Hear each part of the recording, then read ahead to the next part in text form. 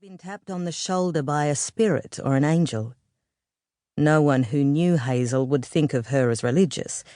She even described herself as a bit of a rough diamond at times. Religion, she always thought, was personal and better kept under wraps.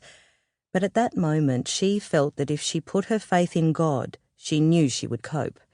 She felt that God was looking after her and had given her the baby at the right time. "Hazel?" Bill's voice dragged her back to reality on that day, 8th of December 1964. "Did you see Dulcie?" Hazel turned and very calmly said, "Yes." The truth wasn't always nice, but it was always the truth. The truth was that it was Hazel who had dobbed her mother in. The truth was that she knew her mother would have kept on killing if she had not been caught. But the courage it had taken Hazel to step forward was ebbing away as the reality hit, splashed across the front page of a newspaper. Bill was her tower of strength, the rock she could always lean on, but it was Hazel who would have to stand up in court and give evidence against her mother and her stepfather if they pleaded not guilty. Even worse was how terrified she felt at how Dulcie would react when she found out Hazel was behind it, or if Dulcie was acquitted and freed. In the heat of that summer day, Hazel was happy about her new baby and scared about her mother's fate, sweating and shivering all at the same time. Chapter 1. Ted Barron. Hazel Barron was 9 when she first suspected her mother was a murderer. The tall, gangly schoolgirl with short, curly hair who wore long socks, wool skirts which came to below her knees, and heavy knitted sweaters was already the keeper of too many of her mother's secrets. Don't tell your dad about this. Don't tell your dad about that. Don't tell him about the sneaky hours in the dark on the big back seat of the family's American-built Nash car with young Harry, 19 years her mother's junior.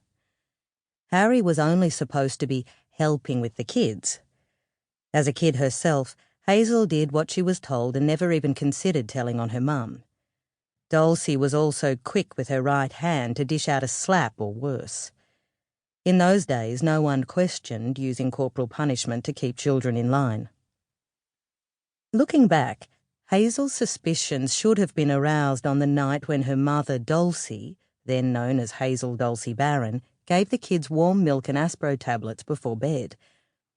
It was the first time in their lives that Hazel, her brother Alan, 8, and the 5-year-old twins, Margaret and Jim, had been given warm milk to drink. Dulcie wasn't much of a mollycoddling mother, treating her 4 children more like many grown-ups. But this had been a big day, she said, and the milk and Aspros would help them sleep. Her attention made them all feel special for a change. It was the dying days of the winter of 1950, and the Barron family's home was 2 old army tents made out of heavy green canvas set up on the northern bank of the Murray River. The breeze coming off the water made the night air even chillier, but Dulcie never seemed to feel the cold. As the kids sat with their blankets around themselves, keeping warm by the campfire, Dulcie just pulled the cardigan she wore over her dress closer to her chest. It was quiet and dark as she heated the milk in a pan over the burning logs, the only light the sparks flying up. The ribbons of smoke twisted into the air like ghost gums along the riverbanks. Hazel could just make out the outlines of their 2 tents a few metres away at the edge of their camp. Hazel didn't know where the tents had come from, they just turned up. Dulcie was a wonderful storyteller and she rarely let the facts get in the way.